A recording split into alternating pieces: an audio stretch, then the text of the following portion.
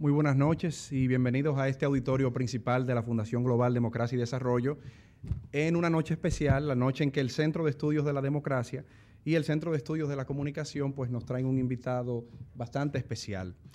Quiero iniciar saludando la presencia del expresidente de la República y presidente de esta fundación, el doctor Leonel Fernández.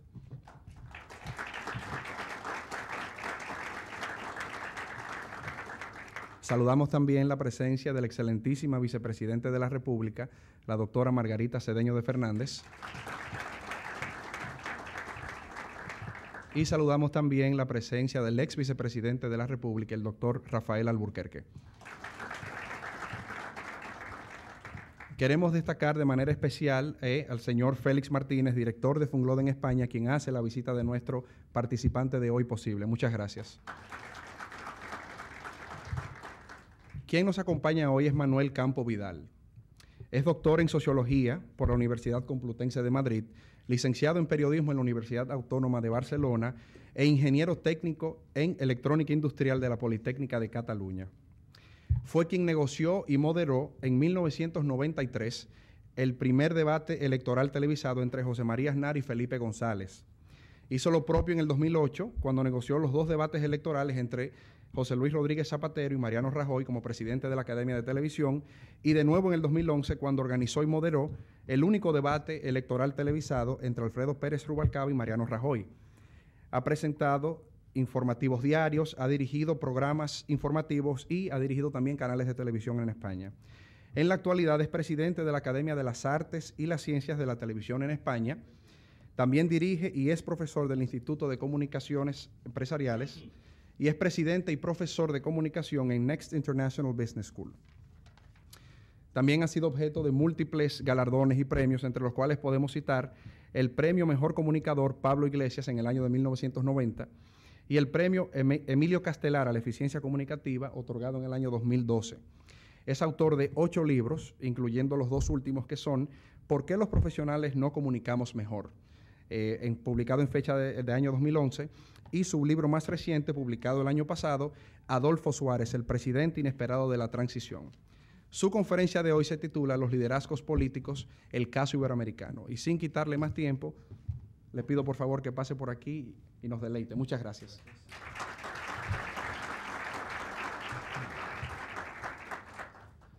Muy buenas tardes, señora vicepresidenta de la República, señor presidente de Funglode y expresidente de la República, señores vicepresidente, autoridades, amigas y amigos.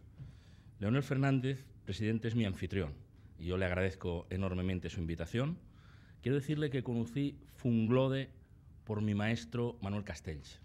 Él había estado aquí, él le conoce a usted, él es el sociólogo de referencia en el mundo y no solamente en el mundo latino, también en el mundo anglosajón. Yo tuve la inmensa suerte de ser alumno de él en la Universidad de París, en Sociología, mantenemos la amistad, le he dicho que venía aquí, y he tenido la oportunidad de conocer lo que hacen ustedes en Funglode, así que le felicito, porque aquí hay un centro extraordinario de pensamiento y de proyección, que yo creo que es fantástico para la República Dominicana y, desde luego, para el Caribe, y para toda América y para todos nosotros. Así que muchísimas gracias, de verdad, por la invitación. Yo quiero hablarles de liderazgo político y comunicación. Hablaré más del caso latinoamericano, también las comparaciones con Europa. Y tengo que decirles ante todos que un fantasma recorre Europa en este momento, y es el fantasma de la falta de liderazgo, de la crisis de liderazgo. Yo sé que ese es un fantasma que sobrevuela también otros continentes, no solamente Europa, pero es cierto que estremece e inquieta a la opinión pública. Porque vivimos tiempos de cambio, vivimos tiempos políticos, vivimos una transición, no sabemos exactamente hacia dónde, pero tenemos la percepción de que estamos en ella, y la incertidumbre se apodera de la escena política y del imaginario colectivo. Pero una transición, además, sin líderes políticos o con liderazgos débiles. Por eso queremos estudiar, y me permitirán resumir mi análisis sobre las causas y el origen de todo esto. Yo creo que el impacto de la última crisis financiera internacional, que aún colea, que aún pervive en forma de crisis de modelo productivo en muchos países, por ejemplo, en el mío, en España, dejó noqueadas algunas instituciones, dejó noqueados también a muchos dirigentes políticos y financieros y puso en cuestión algunas verdades establecidas. En definitiva, creció la desconfianza como consecuencia de la crisis. Creció la desconfianza hacia las instituciones en general, hacia las políticas y los políticos, hacia la banca. Cayeron grandes nombres míticos de referencia, como Lehman Brothers. Cuando estaba Lehman Brothers, decía, cuidado que está Lehman Brothers. Cayó Lehman Brothers. También creció la desconfianza hacia el G8 y el G20, porque anunciaron que iban a poner las riendas a los capitales, y luego no pudo ser así. Y hay que decirlo también, y con tono de autocrítica lo digo, y con mucha preocupación, creció la desconfianza hacia los medios de comunicación en todo el mundo. Las encuestas que hacemos país a país así lo prueban. Crece la desconfianza hacia los políticos, hacia los banqueros y hacia los periodistas, hacia los medios en general. Retrocede cada año la confianza de la ciudadanía. Pero hay más. La crisis alejó a la opinión pública de algunas convicciones que teníamos por intocables. Por ejemplo, dudas sobre la conveniencia y la eficacia de los actuales estados nacionales. Crecen las tensiones secesionistas en muchos países. En España, que siempre estaban planteadas, pero ahora con más fuerza. En Italia también. ¿Qué les diría del Reino Unido? Hay un referéndum en Escocia que está planteado. Estuve recientemente en Marruecos, también allí se lo plantean. Yo creo que hay casos similares detectados en casi todos los continentes. Por tanto, ahí hay una duda, incluso sobre los estados nacionales. En nuestro caso de la ciudadanía europea, crecen las dudas sobre el interés de la Unión Europea, y eso era impensable hace algunos años, a excepción del Reino Unido. Hoy, en el Reino Unido, en las últimas elecciones municipales, el 25% de los votos ha ido a un nuevo partido de corte antieuropeísta. Y el propio primer ministro David Cameron ya ha anunciado que en el año 2017 va a convocar, para controlar esa tensión, esa fuga de votos, un referéndum sobre su continuidad en la Unión Europea. Más cosas. Dudas sobre la eficacia del sistema bipartidista como un elemento fundamental de la arquitectura en cada uno de los países, esa alternancia entre los grandes partidos.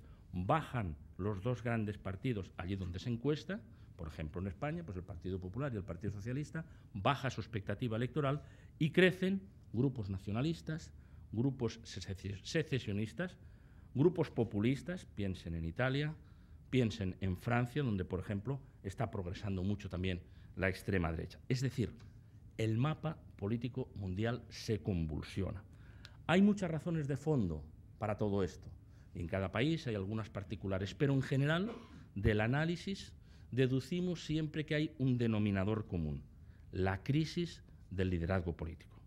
Es decir, aun con los mismos problemas, aun si los problemas que tenemos actualmente, si existieran líderes como referencia cierta, esa posible transición en la que estamos se afrontaría con menor desconcierto. Y desde luego, allí donde todavía hay líderes políticos, claro que sí, todo eso sucede con menos problemas porque se mantienen los referentes. Quizá la entidad que yo he encontrado que haya estudiado más en el mundo los problemas de liderazgo político sea la Fundación Mikhail Gorbachev.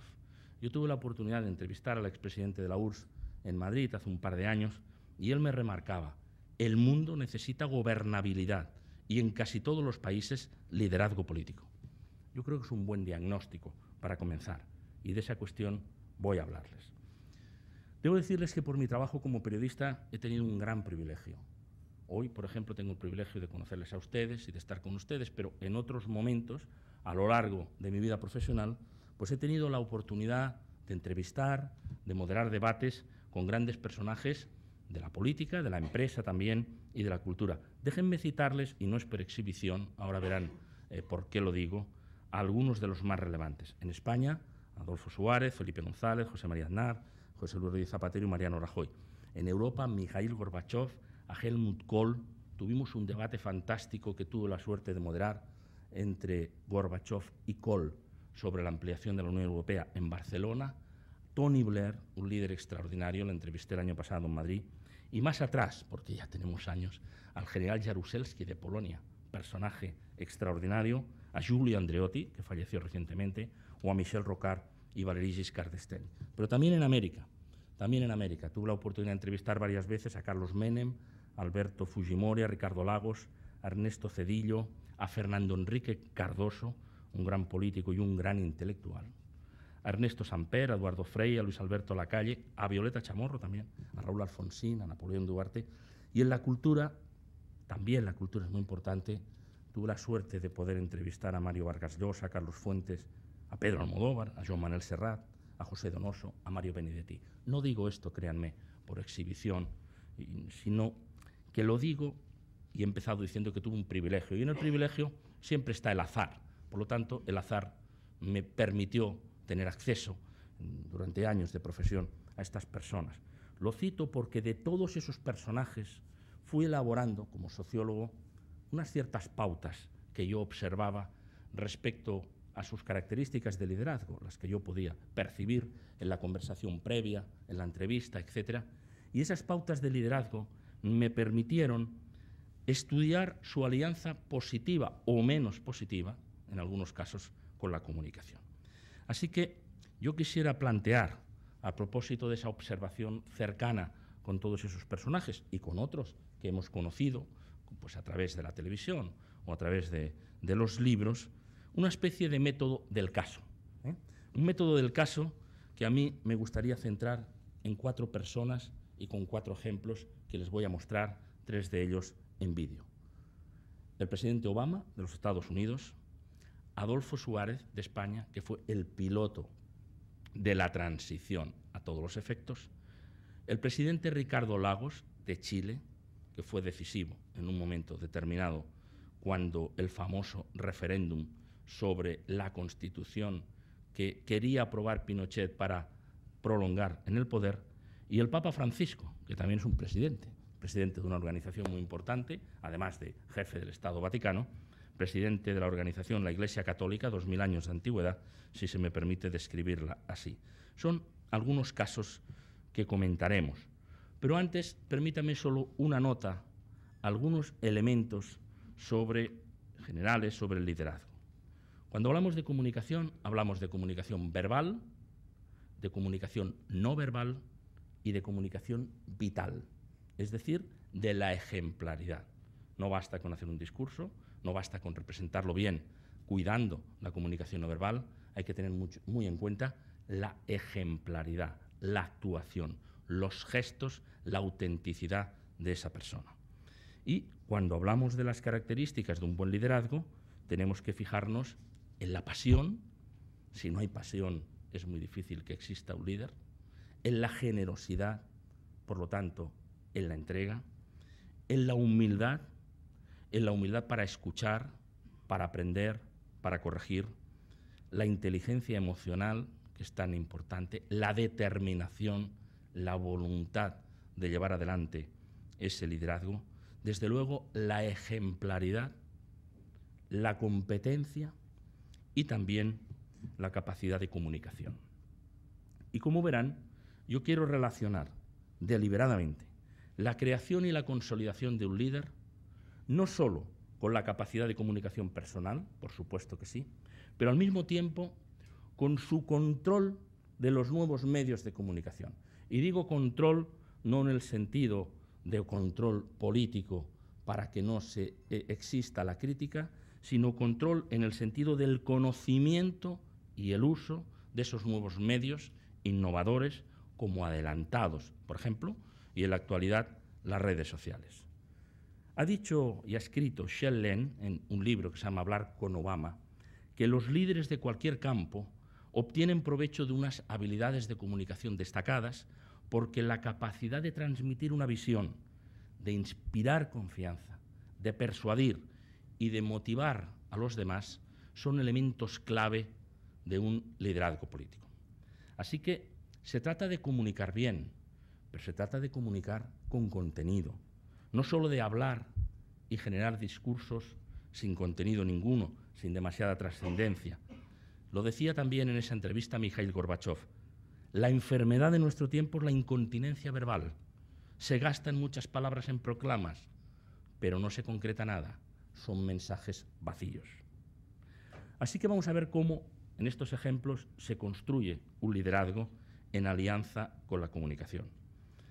Obama, Adolfo Suárez y Ricardo Lagos. En todos ellos hay un componente de azar, sin duda, porque les llega la oportunidad. El azar en nuestra vida es importante y a ellos les llegó la oportunidad de convertirse en grandes líderes. Ya lo eran, pero quizá de un nivel más reducido, o eran líderes en potencia. Pero los tres supieron aprovechar la oportunidad en alianza con la comunicación.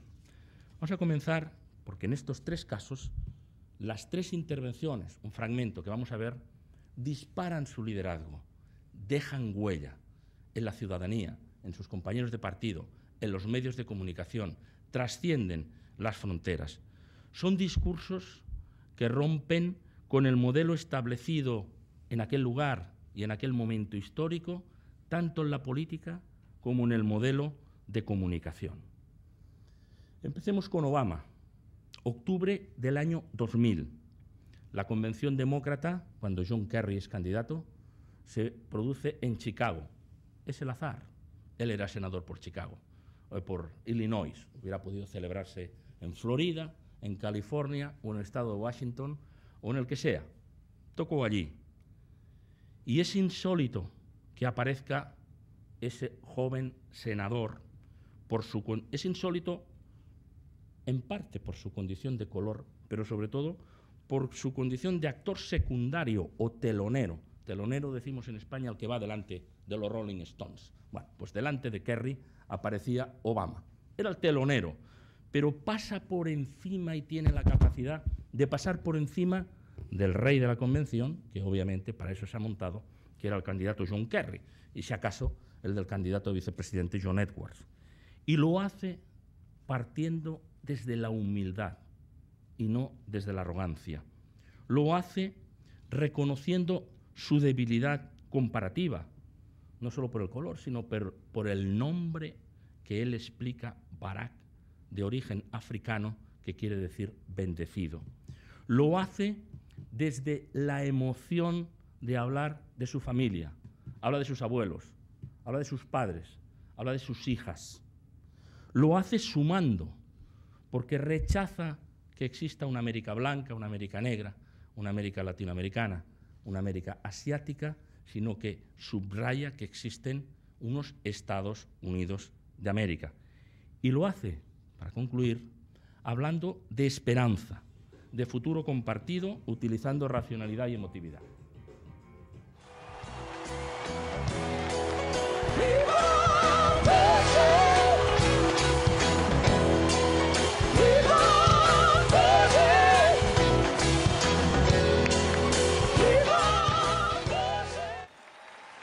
John Kerry believes in America, and he knows that it's not enough for just some of us to prosper. For alongside our famous individualism, there's another ingredient in the American saga, a belief that we're all connected as one people. If there's a child on the south side of Chicago who can't read, that matters to me even if it's not my child. If there's a senior citizen somewhere who can't pay for their prescription drugs and having to choose between medicine and the rent, that makes my life poor even if it's not my grandparent. If there's an Arab American family being rounded up without benefit of an attorney or due process, that threatens my civil liberties.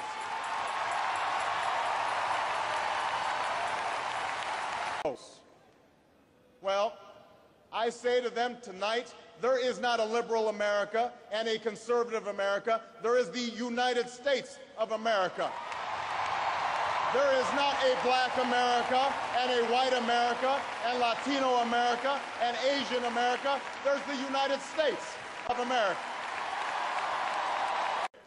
I believe that we have a righteous wind at our backs, and that as we stand on the crossroads of history, we can make the right choices and meet the challenges that face us. America, tonight, if you feel the same energy that I do, if you feel the same urgency that I do, if you feel the same passion that I do, if you feel the same hopefulness that I do, If we do what we must do, then I have no doubt that all across the country, from Florida to Oregon, from Washington to Maine, the people will rise up in November, and John Kerry will be sworn in as president, and John Edwards will be sworn in as vice president, and this country will reclaim its promise, and out of this long political darkness, a brighter day will come. Thank you very much, everybody. God bless you. Thank you. Vamos un poco más atrás. Julio de 1976. En España, Franco había muerto en noviembre del 75. Solo 8 meses después, el rey Juan Carlos toma una decisión fundamental. Elige como piloto de la transición a una persona, presidente Adolfo Suárez.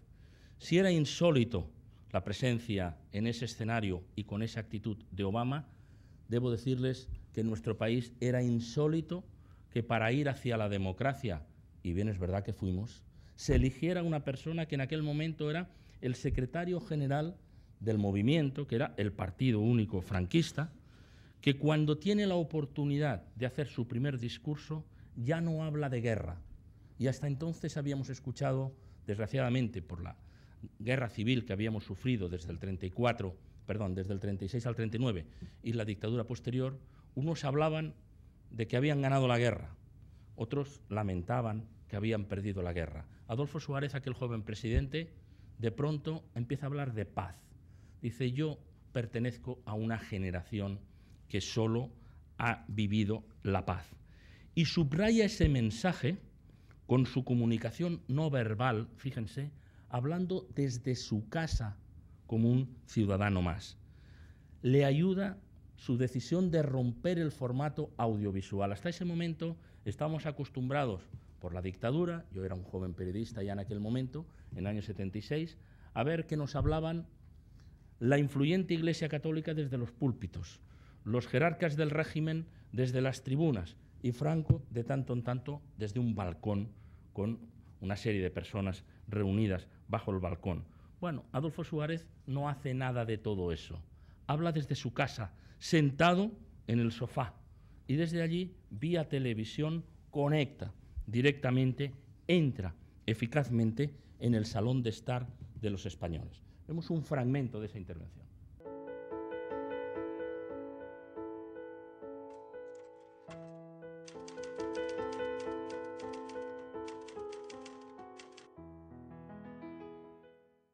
El gobierno que voy a presidir no representa opciones de partido, sino que se constituirá en gestor legítimo para establecer un juego político abierto a todos. La meta última es muy concreta, que los gobiernos del futuro sean el resultado de la libre voluntad de la mayoría de los españoles. Con esta ilusión, les invito hoy a iniciar juntos un camino de futuro. La confianza que me animó a aceptar esta grave responsabilidad que he asumido radica en el propósito de que la iniciativa del gobierno sea el reflejo puntual y auténtico de la voluntad popular. Si debiera señalar una aspiración en este momento, creo que podría reducirla a una forma ya clásica: gobernar con el consentimiento de los gobernados. Vivimos en aquel momento y por esa intervención que allí pasaba algo, que se iniciaba el cambio. Incluso los más jóvenes y comprometidos con partido de oposición.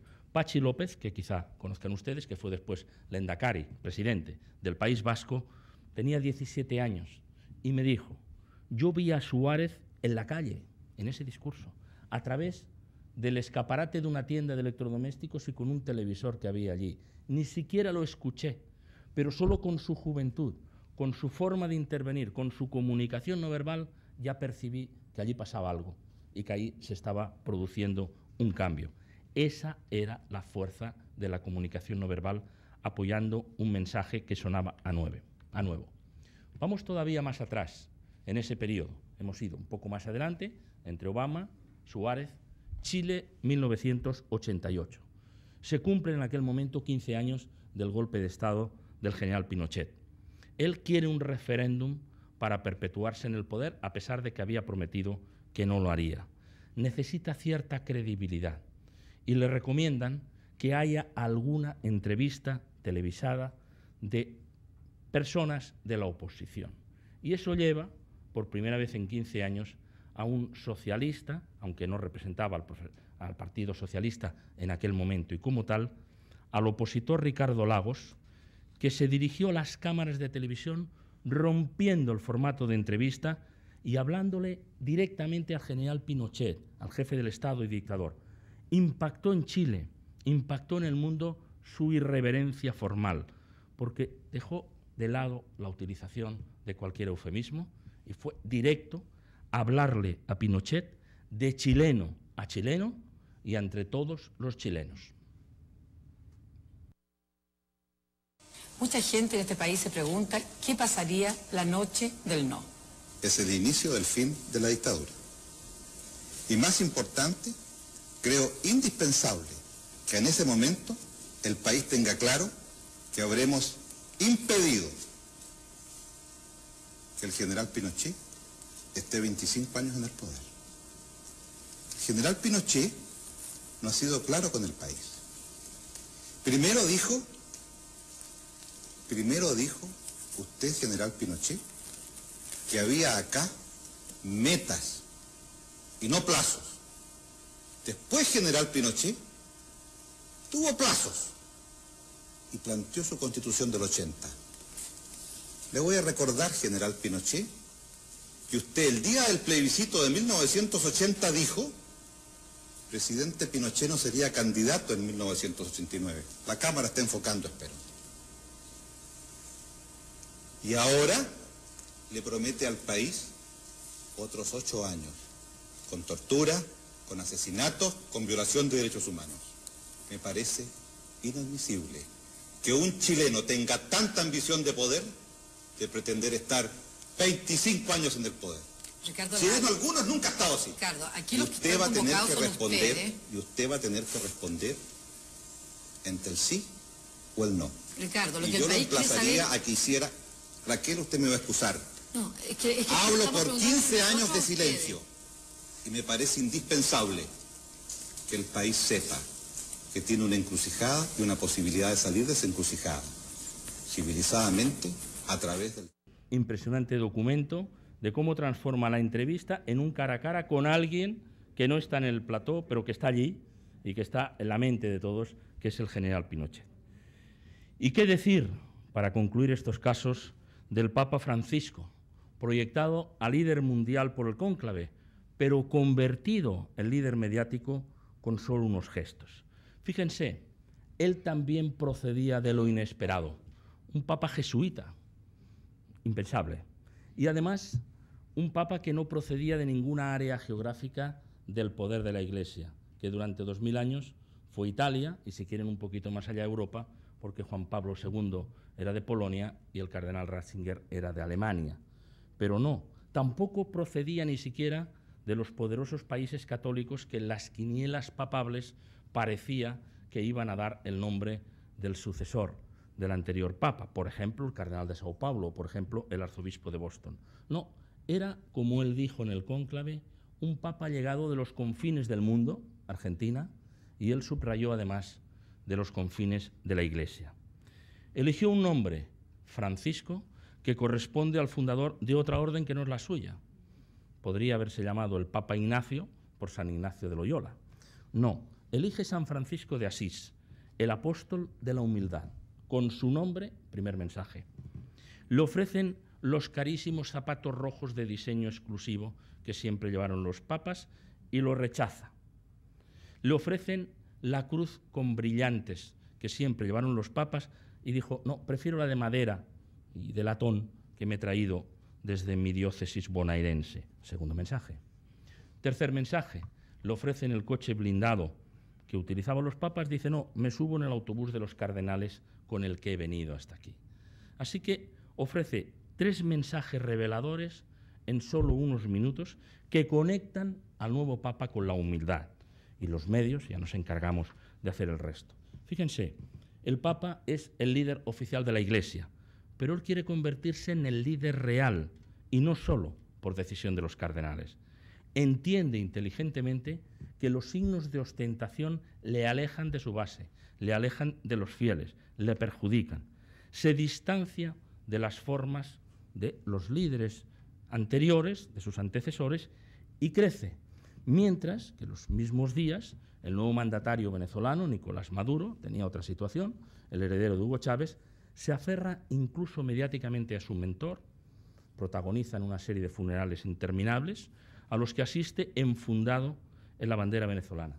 Yo creo que en los periódicos lo vamos a ver, y en dos portadas de dos periódicos, que lo vimos en todo el mundo, vemos esa diferencia entre uno y otro. Ahí está sentado el Papa abajo, con los cardenales, cuando se vuelve, ahí tienen esa imagen, y arriba el otro dirigente, lo digo con todo respeto, pero mientras uno cree que esos signos le perjudican, el otro cree que se rodea de ellos para remarcar su importancia. Luego lo veríamos en la posterior campaña electoral venezolana. Pero a lo que estamos hablando aquí, el liderazgo no se hereda, el liderazgo no se crea por la vía de la mimetización. Definitivamente, un líder no se hace por decisión del líder anterior, ni siquiera cuando existe una votación de por medio, como es el caso del cónclave. ¿Por qué? Porque la opinión pública espera del líder autenticidad, originalidad y personalidad propia. Pero hay más. En el caso del Papa, además de gestos, hay mensaje. No basta con los gestos. Él habla con consignas. Se le entiende bastante bien. Por ejemplo, el otro día vi que recriminaba que los sacerdotes no bautizaran a los hijos de las madres solteras. Y él planteó, si nosotros estamos diciendo a esas madres que no aborten y que tengan el niño, ¿quiénes somos nosotros después para no bautizar a ese niño? Señores, es una contradicción. Pero de todas las frases que plantea, a mi juicio, una consigna más clara y una crítica rotunda al distanciamiento de la Iglesia Católica hasta ese momento con sus fieles, tiene solamente 6 palabras. El pastor tiene que oler a oveja, simplemente. El pastor tiene que oler a oveja. La invitación, o acaso la orden, a que los pastores vayan en busca de sus rebaños, resulta muy eficaz. Yo acabo de llegar de Bogotá, estaba hablando en la Universidad Uniagustiniana, y me decían, bueno, el año pasado hicimos un retiro de los docentes y se inscribieron 25, y este año se han inscrito 300. Es decir, o los pastores han salido en busca de los rebaños o los rebaños ya han entendido que tienen que acercarse porque también la orden iba con ella, o las dos cosas. Bueno, podríamos hablar de más líderes, y encantado de hacerlo si quieren con algún detalle en el diálogo, pero creo que estos 4 casos analizados son una valiosa muestra para sacar algunas conclusiones y para ver incluso diferencias entre América y Europa. Como ven, primera cuestión, ante todo los 4 líderes aprovechan su oportunidad, entienden el momento teatral en el que se va a producir su intervención. Y no es nada despectivo decir el momento teatral, porque todos estamos actuando siempre. Cuidan sus palabras y cuidan su puesta en escena y aprovechan la oportunidad. Más cosas. Los 4 líderes que hemos visto rompen el formato tradicional de comparecencia pública en el que nosotros, los receptores, la opinión pública, estábamos predispuestos a contemplar. Obama interviene sin atender a su condición de actor secundario. Suárez rompe con el estilo de actuación propio de los políticos de la dictadura de Franco y habla desde su casa.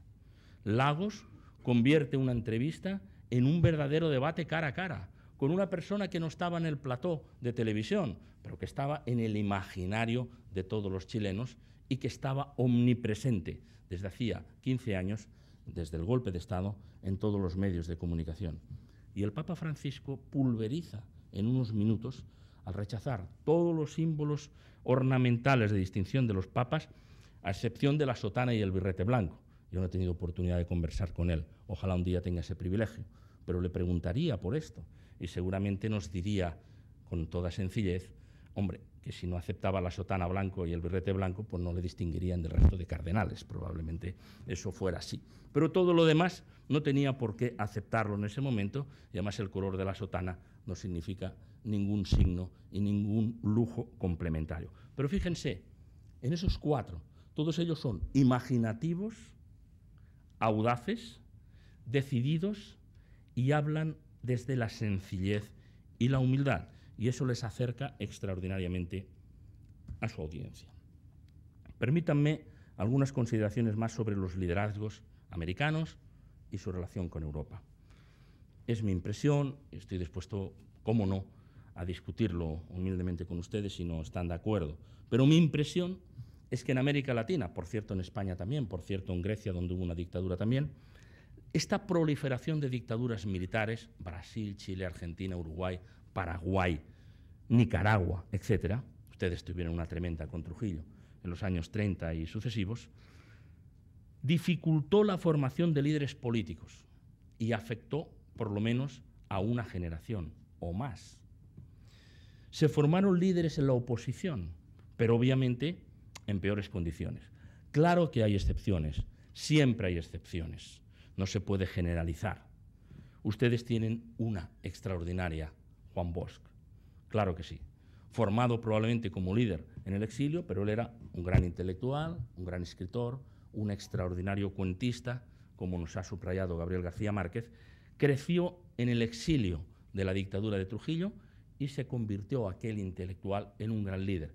Claro que hay excepciones, pero muchos otros no pudieron aparecer. Y en una generación o varias generaciones se perdieron líderes políticos en todos los países que padecimos una dictadura militar o una dictadura civil, que también ha habido dictaduras civiles, como es el caso de Portugal. Segunda consideración, mi impresión, la fragmentación de América Latina en los estados, en tantos estados nacionales, dificulta la proyección de líderes fuera de sus fronteras. En Europa, además, que sucede lo mismo, tenemos la dificultad lingüística y eso agrava más el problema, como es natural. Con todo, en Europa y en América hay casos que trascienden a su país. El alemán Willy Brandt, mentor de jóvenes líderes como Felipe González y Bruno Kreisky en Austria, que gobernaron, como ustedes saben, o el francés François Mitterrand, que durante 30 años lideró a los socialistas franceses, o en otra dimensión, en la dimensión del ámbito de la corriente política, el secretario general del Partido Comunista Italiano, Enrico Berlinguer, fundador del eurocomunismo, que trenzó una alianza extraordinaria con el líder comunista español Santiago Carrillo y también con el francés Georges Marchais, con menos convicción, sin duda, con menos entusiasmo por parte de este, pero es cierto. O la señora Margaret Thatcher, que fue referencia de la derecha liberal europea, no solo la británica, durante una década. O el propio Tony Blair, un líder extraordinario y un gran comunicador. Tuve la oportunidad hace 2 años de entrevistarlo en Madrid. Me pareció una persona cautivadora, extraordinaria, pero debilitado significativamente por su apoyo a la guerra de Irak, siguiendo la llamada de George Bush. Su teoría de la tercera vía, desarrollada con Anthony Giddens, tuvo una influencia importante y fue motivo de debate y de obras complementarias en muchos otros países, más allá de Inglaterra. Y en América, como no, Fidel Castro y Ernesto Che Guevara marcaron una generación, no en América, en todo el mundo, y probablemente estuvieron cerca de convertir América del Sur en algo muy distinto de lo que es hoy, y contra lo que solo se supo responder en aquel momento con la proliferación, desde la derecha política, con la proliferación de dictaduras militares. Yo creo que años después, desde la presidencia de sus respectivas repúblicas, una generación más joven, Ricardo Lagos en Chile, Cardoso y después Lula en Brasil, también marcaron ese desbordamiento de las fronteras, ese liderazgo. El presidente Leonel Fernández en República Dominicana, mirando al Caribe, mirando a Haití, mirando a otros países y no solamente al suyo, y luego otros también, que tuvieron una influencia notable, a mi juicio, en la construcción de referentes de liderazgo, incluso más allá de sus fronteras nacionales. Miren, uno de los entrevistados con mayor fluidez comunicativa que recuerdo, además del uruguayo Luis Alberto Lacalle, es Eduardo Samper. Le entrevisté en el Palacio Presidencial en Bogotá en los años más difíciles de lucha abierta contra el narcotráfico, las FARC, los paramilitares, el ejército colombiano descontrolado, casi una guerra civil sin declarar como tal. yo debo decirles que sus respuestas a mí me impresionaron. Recuerdo que yo le preguntaba, presidente, ¿pero cómo se sale de una situación tan dramática como la que acaban de vivir ustedes antes de ayer, que se había producido un atentado absolutamente estremecedor? ¿Cómo se recuperan ustedes? ¿Cómo no se paralizan ustedes emocionalmente y se paran unos días, etcétera? Unas horas, unos días. Y me dijo, mire, al día siguiente llega otro suceso de impacto que conmociona y te ayuda a olvidar lo que sucedió el día anterior. Bueno, sin embargo, Ernesto Samper no está en el museo imaginario de los grandes presidentes de los colombianos, donde, por ejemplo, figura Álvaro Uribe, a cualquier colombiano que esté aquí y le preguntemos, porque las informaciones sobre la posibilidad de que el narcotráfico o una parte de él hubiera financiado parte de su campaña electoral dominará su memoria como presidente. Yo no tengo elementos, por supuesto, para confirmar o para desmentir si eso es cierto o no, pero sí tenemos conocimiento abundante, yo creo que todos los que estamos en esta sala lo tenemos, de que los líderes, con frecuencia, especialmente los grandes, a los que se envidia y se teme, son objeto de una guerra sucia informativa, que pasa por los periódicos y que pasa por los juzgados y que pasa por donde tenga que pasar, pero también en los medios de comunicación y en general en los países hay elementos para que esa guerra sucia mine los liderazgos. Tengo que hacer una referencia a Estados Unidos, es capítulo aparte, como bien podemos imaginar. Cualquier persona que llega a la Casa Blanca tiene una proyección extraordinaria por la proyección de su país, pero si miramos atentamente, también hay diferencias. Y desde luego las encontramos en personajes como Ronald Reagan, en el bando republicano, o como Clinton y Obama, en el mundo del Partido Demócrata, que con una capacidad de comunicación extraordinaria fueron capaces de marcar un liderazgo por encima de la media de los presidentes americanos. Hay alguno que me podría decir, también George Bush hijo, bueno, pero la proyección tiene una carga negativa, es distinto en este caso, y esa proyección no se traduce necesariamente en un liderazgo. No es lo mismo ser muy conocido en las pancartas que tener esa proyección de liderazgo que a su nivel, sin duda alguna, tuvo un conservador tan conservador como Ronald Reagan o unas personas de un corte más progresista como Clinton o como Obama. Un elemento más. Independientemente de su valor como líderes, déjenme decir, en el análisis de la comunicación, que ganaron espacio para su proyección pública quienes supieron mostrarse abiertos a la utilización de los nuevos medios de comunicación que estaban a su alcance. Se convirtieron así en adelantados y derrotaron a sus oponentes, que no se incorporaron tan rápidamente al conocimiento y uso eficaz de los nuevos medios de comunicación. Tenemos un ejemplo actual, lo estamos viviendo ahora con las redes sociales, que se consagraron en la política, en la campaña electoral, entonces ya sí era candidato de Obama, en el año 2004, con una utilización magistral que les sirvió para difundir, que les sirvió para organizar y que les sirvió para recaudar. Sin embargo, enfrente, la campaña de McCain parecía que no se habían enterado de que se había inventado Internet, ¿no?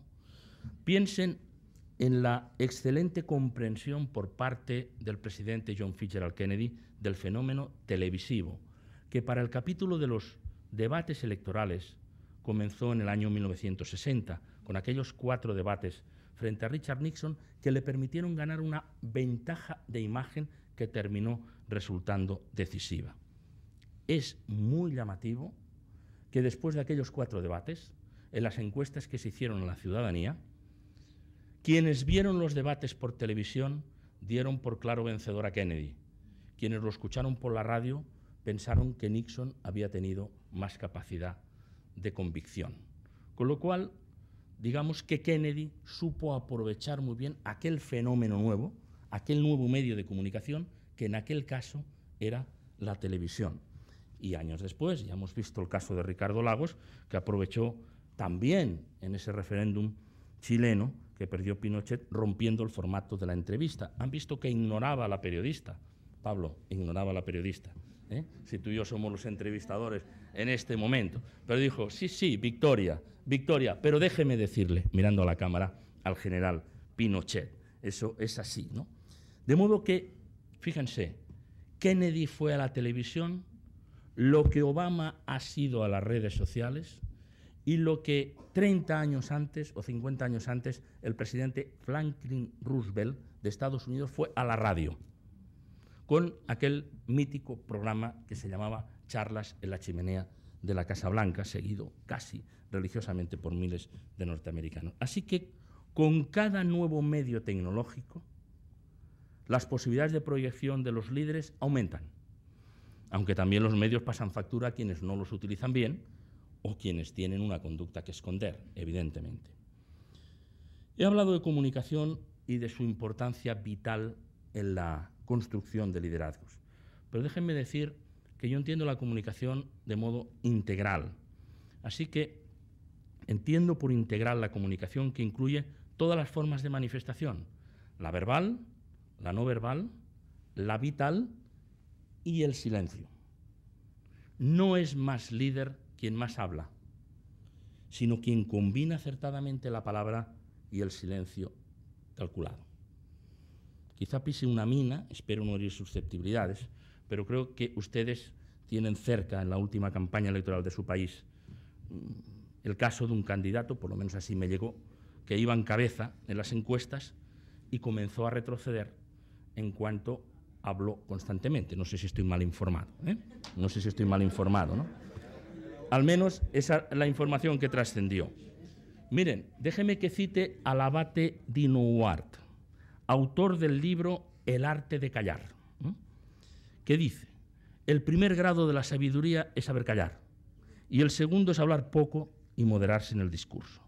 Así que en esta reflexión yo quiero darle un espacio también al silencio, porque me parece que es importante. Y voy a concluir. En agosto de 2011, 5 jóvenes dirigentes latinoamericanos de distintos países fueron convocados en Madrid por la revista Foreign Policy en español para hablar de liderazgos aquí, en este continente. Y a grandes rasgos llegaron a compartir 4 elementos, 4 conclusiones. Una, persisten serias dificultades para dar paso a los jóvenes en todos los partidos y darle lugar allí donde se toman decisiones. Segundo, hay una necesidad imperiosa de intensificar la formación de dirigentes para fortalecer el juego democrático. Tercera, deben incrementarse las críticas al caudillismo y al clientelismo. Y en cuarto lugar, un líder político debe ser ante todo un líder social. Yo me permito añadir una quinta para concluir.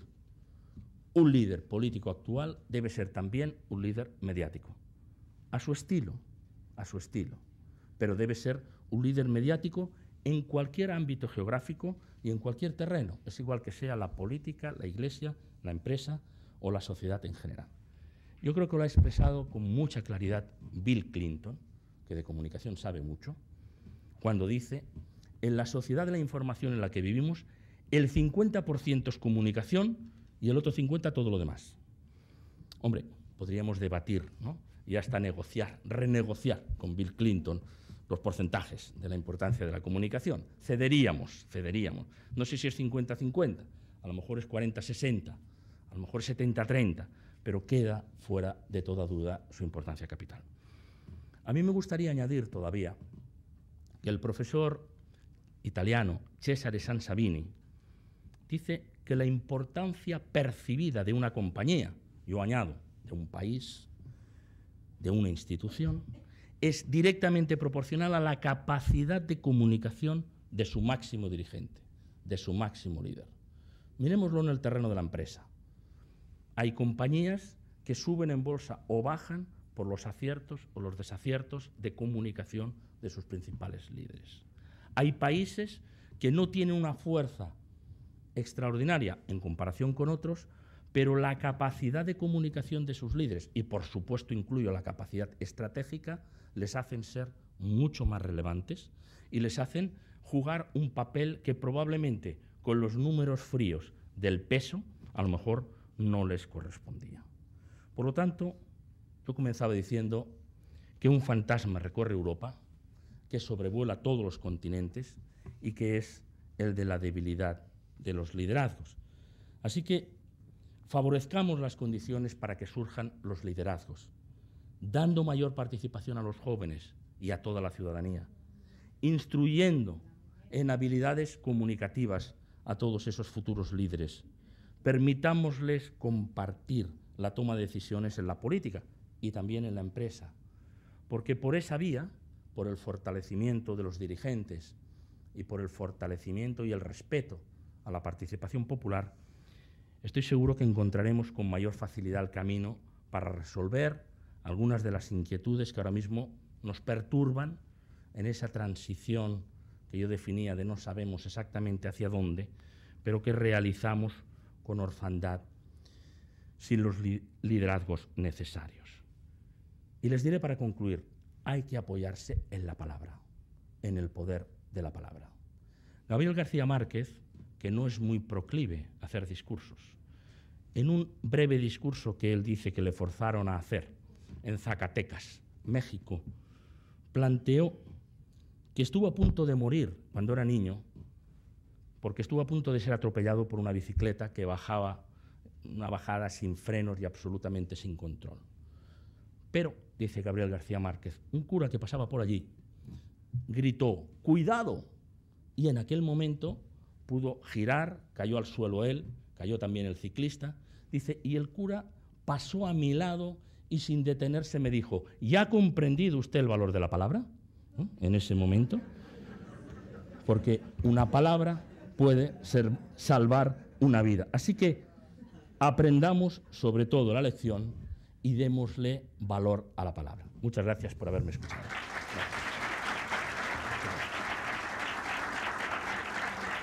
Gracias. Gracias.